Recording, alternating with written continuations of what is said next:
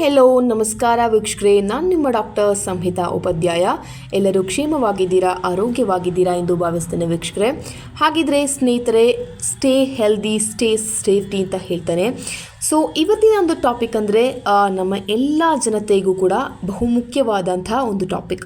ಏನಪ್ಪ ಅದಂತ ಹೇಳಿದ್ರೆ, ಬಂಗಾರ ಖರೀದಿಸುವ ಮುನ್ನ ಜ್ಯುವೆಲರ್ಸ್ ನಿಮ್ಮಲ್ಲಿ ಮರೆಮಾಚುವ 5 ಸೀಕ್ರೆಟ್ಸ್ ನಿಮಗೆ ಗೊತ್ತಿರಲಿ ಅಂತ ಹೇಳ್ತೇನೆ. ಸೊ ಯಾವುದಪ್ಪ ಈ ಒಂದು 5 ಸೀಕ್ರೆಟ್ಸ್, ಅದ್ರ ಬಗ್ಗೆ ಈ ಒಂದು ವಿಡಿಯೋದಲ್ಲಿ ಕಂಪ್ಲೀಟಾಗಿ ಮಾತಾಡ್ತಾನೆ. ಸೊ ನೀವೇನು ಮಾಡಬೇಕು, ತಪ್ಪದೇ ಈ ಒಂದು ವಿಡಿಯೋನ ಕೊನೆ ತನಕ ಮಿಸ್ ಮಾಡದೆ ನೋಡಿ ಅಂತ ಹೇಳ್ತೇನೆ. ಸೊ ಅದಕ್ಕಿಂತ ಮುಂಚೆ ನೀವಿನ್ನೂ ಕೂಡ ನನ್ನ ಚಾನಲ್ಗೆ ಸಬ್ಸ್ಕ್ರೈಬ್ ಆಗದೆ ನೋಡ್ತಾ ಇದ್ದೀರಾ, ಹಾಗಿದ್ರೆ ಪ್ಲೀಸ್ ಸಬ್ಸ್ಕ್ರೈಬ್ ಆಗಿ, ಲೈಕ್ ಮಾಡಿ, ಕಮೆಂಟ್ ಮಾಡಿ, ಶೇರ್ ಮಾಡಿ, ಹಾಗೆ ಸಪೋರ್ಟ್ ಕೂಡ ಮಾಡಿ ಅಂತ ಹೇಳ್ತೇನೆ.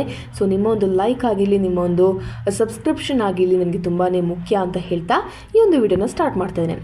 ಸೊ ಸ್ನೇಹಿತರೆ, ಇವತ್ತಿನ ಒಂದು ವಿಡಿಯೋ ಅಂದರೆ ನೀವೊಂದು ಬಂಗಾರದ ಅಂಗಡಿಗೆ ಹೋಗ್ತೀರಾ ಅಂತ ಇಟ್ಕೊಳ್ಳಿ. ಸೊ ನಿಮ್ಮನ್ನು ತುಂಬ ನೈಸಾಗಿ, ಅಂದರೆ ನಿಮಗೆ ಅರಿವಿಲ್ಲದಂತೆ ಅವರು ನಿಮ್ಮನ್ನು ಮಂಗ ಮಾಡ್ತಾರೆ. ಅದೇಗಪ್ಪ ಅಂತ ಹೇಳಿದ್ರೆ, ಈ ಒಂದು ಮೇಕಿಂಗ್ ಚಾರ್ಜಸ್ ಆಗಿರಲಿ, GST ಆಗಿರಲಿ, ತುಂಬ ಪಾಪ ಬಡವರಾಗಿದ್ದರೆ ಅವ್ರಿಗಂತೂ ಈ ಒಂದು GST ಮೇಕಿಂಗ್ ಚಾರ್ಜಸ್ ಬಗ್ಗೆ ಅರಿವೇ ಇರೋದಿಲ್ಲ ಅಲ್ವಾ. ಸೊ ಇದೊಂದು ಮೇಕಿಂಗ್ ಚಾರ್ಜಸ್, ಇದು ಹಾಗೆ ಹೀಗೆ ಅಂತೇಳಿ ಅವ್ರನ್ನ ಮಂಗ ಮಾಡಿ ಬಿಡ್ತಾರೆ. ಪಾಪ ಅವರ ಒಂದು ಕಾಲು ಭಾಗದಷ್ಟು ಹಣವನ್ನಾದರೂ, ಆ ಒಂದು ಚಿನ್ನ ಎಷ್ಟಿದೆಯೋ ಅದರ ಒಂದು ಕಾಲು ಭಾಗದಷ್ಟು ಹಣ ಆದರೂ ಅವ್ರು ಸುಮ್ಮನೆ ಇಲ್ಲದ್ರೆ ಈ ಒಂದು ಮೇಕಿಂಗ್ ಚಾರ್ಜಸ್ಗೆ ಹಾಕಿ, ಈ ಒಂದು ಹಣ ಹೀಗೆ ಆಗುತ್ತೆ, ಈ ಒಂದು ಇದು GST ಕಟ್ಟಬೇಕಾಗುತ್ತೆ ನೀವು ಅಂತ ಹೇಳಿ ಅವ್ರಿಗಿಂದ ಕಸಿದುಕೊಳ್ತಾರೆ. ಸೊ ನೀವು ನೆನಪಿನಲ್ಲಿ ಇಟ್ಕೊಳ್ಬೇಕಾದ ಕೆಲವೊಂದು ಅಂಶಗಳನ್ನ ನಾನು ಈ ಒಂದು ವಿಡಿಯೋದಲ್ಲಿ ಹೇಳ್ತೇನೆ. ಸೊ ಇದು ಬಹುಮುಖ್ಯವಾದಂತಲೇ ಹೇಳ್ತೇನೆ. ಸೊ ಸುರಕ್ಷಿತ ಬಂಗಾರ ಶಾಪಿಂಗ್ ಸಲಹೆಗಳನ್ನ ನಾನು ಈ ಒಂದು ವಿಡಿಯೋದಲ್ಲಿ ನಿಮಗೆ ತಿಳಿಸ್ತೇನೆ. ಸೊ ಎಲ್ಲರೂ ಬಂಗಾರ ಖರೀದಿಸಲು ಬಯಸ್ತಾರೆ. ನೀವು ಆಭರಣ ಮಳಿಗೆಗೆ ಹೋದಾಗ ಜ್ಯುವೆಲ್ಲರ್ಸ್ ನಿಮ್ಮಿಂದ ಕೆಲವು ರಹಸ್ಯಗಳನ್ನು ಮರೆ ಮಾಡ್ತಾರೆ. ಇದರಿಂದ ನಿಮಗೆ ನಷ್ಟವಾಗ್ಬೋದು. ಹಾಗಾಗಿ ಬಂಗಾರ ಖರೀದಿಸುವ ಮುನ್ನ ನೀವು ಈ ಒಂದು 5 ರಹಸ್ಯಗಳನ್ನು, ಅಂದರೆ ಸೀಕ್ರೆಟ್ಗಳನ್ನು ತಿದ್ದುಕೊಳ್ಳಿ ಅಂತ ಹೇಳ್ತೇನೆ. ಸೊ ಈ ಒಂದು 5 ಚಿಹ್ನೆಗಳನ್ನ ನಿಮಗೆ ಗೊತ್ತಿರಲೇಬೇಕು. ನೀವು ಅದನ್ನ ಖರೀದಿಸುವ ಮುನ್ನ ಹೇಗೆ ಪರ್ಚೇಸ್ ಮಾಡಬೇಕು ಅನ್ನೋದ್ರ ಬಗ್ಗೆ ನೀವು ಗೊತ್ತಿಲ್ಲದೆ ಹೋಗಲೇಬಾರ್ದು ಅಂತ ನಾನು ಹೇಳ್ತೇನೆ. So first of all, hallmark ಎಲ್ಲವೂ ಅಲ್ಲ. ಅಂದರೆ ಈ ಒಂದು ಹಾಲ್ಮಾರ್ಕ್ ಇದ್ದರೆ ನೀವು ಖರೀದಿಸ್ಬಿಡ್ತೀರಾ. ಅದೇನೋ ಒಂದು ಚಿಹ್ನೆ ಕಂಡುಬಿಟ್ರೆ ಖರೀದಿಸ್ಬಿಡ್ತೀರಾ. ನಿಮ್ಮನ್ನು ಹೀಗೆ ಮಂಗ ಮಾಡ್ಕೋಬೋದು. ಯಾರೋ ಒಬ್ರು ಹೇಳಿರ್ತಾರೆ ಎಲ್ಲೋ ಈ ಒಂದು ಹಾಲ್ಮಾರ್ಕ್ ಇರಬೇಕು ಅಂತ. ಸೊ ಯಾವ ಹಾಲ್ಮಾರ್ಕ್, ಹೇಗಿನ ಹಾಲ್ಮಾರ್ಕ್ ಏನೂ ನಿಮಗೆ ಗೊತ್ತಿರೋದಿಲ್ಲ. ಸೊ BSI ಹಾಲ್ಮಾರ್ಕ್ ಇರಬೇಕು. ಸೊ ಏನೋ ಒಂದು ಅವರ ಒಂದು ಕಂಪನೀಸ್ ಚಿಹ್ನೆ ಆಗಿರ್ಬೋದು, ಏನಾದರೂ ಒಂದು ಹಾಕಿರ್ಬೋದು, ಒಂದು ಲೋಗೋನ ಹಾಕಿರ್ತಾರೆ. ಸೊ ನೀವೇನು ಮಾಡ್ತೀರಾ, ಇದೊಂದು ಹಾಲ್ಮಾರ್ಕ್ ಅಂತೇಳಿ ಖರೀದಿಸ್ಬಿಡ್ತೀರಾ. ಹಾಗೆ ಮಾಡಬೇಡಿ. ಸೊ ಜ್ಯುವೆಲರ್ಸ್ ಹಾಲ್ಮಾರ್ಕ್ ಇದೆ ಅಂತಾರೆ, ಆದರೆ ಹಾಲ್ಮಾರ್ಕ್ ಪೂರ್ಣ ಗ್ಯಾರಂಟಿ ಅಲ್ಲ. ಕೆಲವೊಮ್ಮೆ ಹಾಲ್ಮಾರ್ಕ್ನಲ್ಲಿ ಈ ಒಂದು ನಕಲಿ ಹಾಲ್ಮಾರ್ಕ್ ಇರ್ಬೋದು, ಅಥವಾ ಆಭರಣದಲ್ಲಿ ಮಿಶ್ರಣ ಇರ್ಬೋದು. ಸೊ ಖರೀದಿಸುವಾಗ BIS ಲೋಗೋ ಮತ್ತು 6 ಅಂಕಿಯ ಹಾಲ್ಮಾರ್ಕ್ ಸಂಖ್ಯೆಯನ್ನು ನೀವು ಪರಿಶೀಲಿಸಿ. ಓಕೆನಾ. ಸೊ ನಾನು ಮೊದಲೇ ಹೇಳಿದೆ BIS. ನಾನು ಇದ್ರ ಬಗ್ಗೆ ಒಂದು ಕಂಪ್ಲೀಟಾಗಿ ವಿಡಿಯೋನ ಕೂಡ ಮಾಡಿದ್ದೆ. ಯಾರೊಬ್ಬರು ಸಬ್ಸ್ಕ್ರೈಬರ್ ಕೂಡ ಕೇಳಿದರು, ಮೇಡಮ್ ಹೇಗೆ ನಾವು ಈ ಒಂದು ಚಿನ್ನವನ್ನು ಖರೀದಿಸುವಾಗ ನಾವು ತಲೆಯಲ್ಲಿ ಇಟ್ಕೊಡ್ಬೇಕಾದ ಅಂಶಗಳು ಯಾವುವು ಅಂತ ಬಗ್ಗೆ ಕೇಳಿದ್ರ.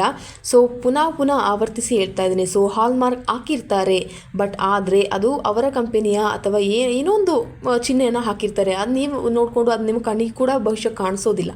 ಅದು ನೀವೇನು ಮಾಡ್ತೀರಾ, ಅದನ್ನ ಹೋಗಿ ತಗೊಂಡು ಪರ್ಚೇಸ್ ಮಾಡಿಬಿಡ್ತೀರಾ. ಅದೊಂದು ಹಾಲ್ಮಾರ್ಕ್ ಇದೆ ಅಂತೇಳಿ. ಅದೇನು ಅಂತ ನೀವು ತಲೆಗೆ ಹಾಕೊಳ್ಳೋದಿಲ್ಲ. ಆದರೆ ನೆನಪಿನಲ್ಲಿ ಇಟ್ಕೊಳ್ಳಿ, BIS ಹಾಲ್ಮಾರ್ಕ್ ಇರಬೇಕು. ಹಾಗೂ 6 ಅಂಕಿಯ ಹಾಲ್ಮಾರ್ಕ್ ಸಂಖ್ಯೆಯನ್ನು ಕೂಡ ನೀವು ಅದರಲ್ಲಿ ನೋಡಬೇಕಾಗತ್ತೆ. ಓಕೆನಾ. ಸೊ ಸೆಕೆಂಡ್, ಮೇಕಿಂಗ್ ಚಾರ್ಜ್ನಲ್ಲಿ ಲಾಭ. ಸೊ ಜ್ಯುವೆಲ್ಲರ್ಸ್ ಮೇಕಿಂಗ್ ಚಾರ್ಜ್ನಲ್ಲಿ ಲಾಭ ಮಾಡಿಕೊಳ್ತಾರೆ. ನಿಜವಾಗ್ಲೂ ಕೂಡ ಅಷ್ಟೇ. ಮೇಕಿಂಗ್ ಚಾರ್ಜಸ್ ಏನೋ ಒಂದು ಚಿಕ್ಕ ಅಂಶಕ್ಕಾಗಲಿ, ಚಿಕ್ಕದಾದಂಥ ಒಂದು ರಿಂಗನ್ನು ನೀವು ಪರ್ಚೇಸ್ ಮಾಡೋಕ್ಕೆ ಹೋದರೂ ಕೂಡ, ಆ ಒಂದು ಪೆಂಡೆಂಟ್ ಪರ್ಚೇಸ್ ಮಾಡಿದ್ರೆ ಸಾಕು, ಅದಕ್ಕೆ ಏನು ಮಾಡ್ತಾರೆ, ಹಾಲ್ಮಾರ್ಕ್ ಸೇರಿಸಿ ಆ ಒಂದು ಹಾಲ್ಮಾರ್ಕ್ ಇದೆ, ಅದಿದೆ ಇದೆ ಅಂತೇಳಿ ಮೇಕಿಂಗ್ ಚಾರ್ಜಸ್ನ, ನಮಗೆ ಅದನ್ನು ಮಾಡೋಕ್ಕೆ ಎಷ್ಟು ಕಷ್ಟ ಇದೆ ಅಂತ ಗೊತ್ತಾ ಅಂತ ಹೇಳಿ ತುಂಬ ಮೇಕಿಂಗ್ ಚಾರ್ಜಸ್ನ ಹಾಕ್ಕೊಡ್ತಾರೆ.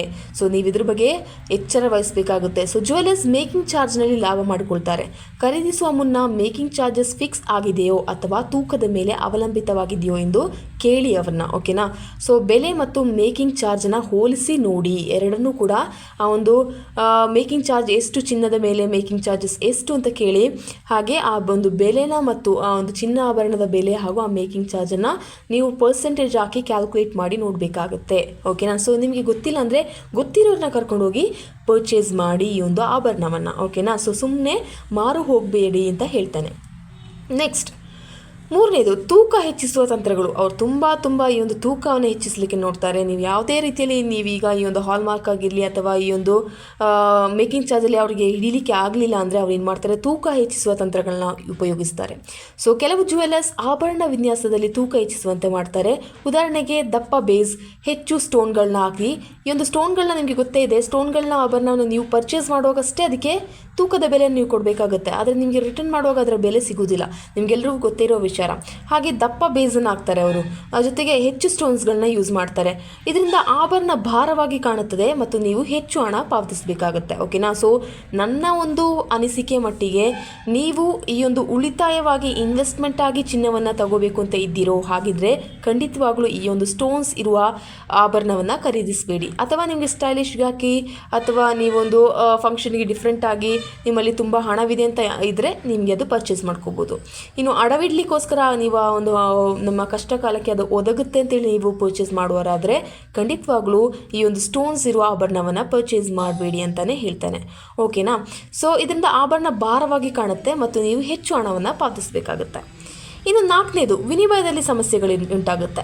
ಸೊ ಹಳೆಯ ಬಂಗಾರವನ್ನು ಮಾರಾಟ ಮಾಡಲು ಅಥವಾ ಬದಲಾಯಿಸಲು ಹೋದಾಗ ಜ್ಯುವೆಲರ್ಸ್ ಅದರ ಬೆಲೆಯನ್ನು ಕಡಿಮೆ ಮಾಡ್ತಾರೆ ಅಲ್ವಾ. ಸೊ ವಿನಿಮಯದಲ್ಲಿ ಸಮಸ್ಯೆಗಳು ನಿಜವಾಗ್ಲೂ ಕೂಡ ಪಾಪ ವಯಸ್ಸಾದವರು ಎಲ್ಲಾದರೂ ಹೋಗ್ಬಿಟ್ರೆ ಅಂತೂ ಅವ್ರನ್ನ ಮಂಗ ಮಾಡಿನೇ ಅವ್ರು ಕಳಿಸೋದು.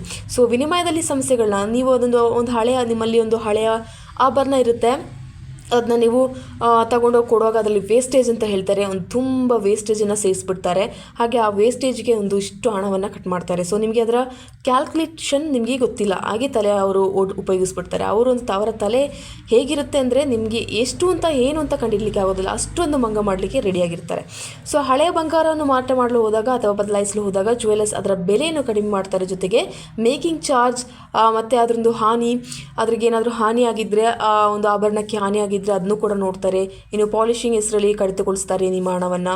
ಖರೀದಿಸುವಾಗ ವಿನಿಮಯ ನೀತಿಯನ್ನು ನೀವು ಕೂಡ ತಿಳಿದುಕೊಳ್ಬೇಕಾಗತ್ತೆ. ಅವ್ರ ಬಗ್ಗೆ ನೀವು ಕರೆಕ್ಟಾಗಿ ತಿಳಿದುಕೊಂಡು ಎಲ್ಲ ಒಂದು ಜ್ಯುವೆಲರಿ ಬಗ್ಗೆ ಎಲ್ಲವನ್ನು ತಿಳಿದುಕೊಂಡು ನೀವು ಒಂದು ಜ್ಯುವೆಲರಿಯನ್ನು ಭೇಟಿ ಮಾಡಬೇಕಾಗತ್ತೆ ಅಂತ ಹೇಳ್ತೇನೆ.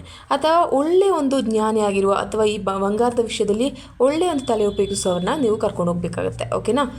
ಇನ್ನು ಐದನೇ ಲಾಸ್ಟ್ ಇದೇನಪ್ಪ ಅಂತ ಹೇಳಿದ್ರೆ ಆಫರ್ಗಳಲ್ಲಿಯೂ ಮೋಸ ಮಾಡ್ತಾರೆ. ಸೊ ತುಂಬ ನೀವು ಕೇಳಿರ್ತೀರಾ ಈ ಒಂದು ಆಫರ್ಸ್, ಇಷ್ಟು ಆಫರ್ಸ್ 50% ಆಫರ್ಸ್ ಅಲ್ವಾ, ಇಷ್ಟು ಆಫರ್ಸ್ ಅಷ್ಟು ಆಫರ್ಸ್ ಅಂತ ಹೇಳಿ ನಿಮಗೆ, ಅಥವಾ ಇಷ್ಟು ನೀವು ಆಭರಣವನ್ನು 1 ಪವನ್ ಮೇಲೆ ನಿಮಗೆ ಈ ಒಂದು ನಾಣ್ಯ ಉಚಿತ ಅಂತ ಹೇಳ್ತಾರೆ, ಬೆಳ್ಳಿ ನಾಣ್ಯ ಉಚಿತ ಅಂತ ಹೇಳ್ತಾರೆ ಅಲ್ವಾ. ಸೊ ಇದಕ್ಕೆಲ್ಲ ಮೋಸ ಹೋಗಿ ನೀವೇನು ಮಾಡ್ತೀರಾ, ಅದೇ ಜ್ಯುವೆಲರಿಗೆ ಹೋಗಿ ಪರ್ಚೇಸನ್ನು ಮಾಡ್ತೀರಾ.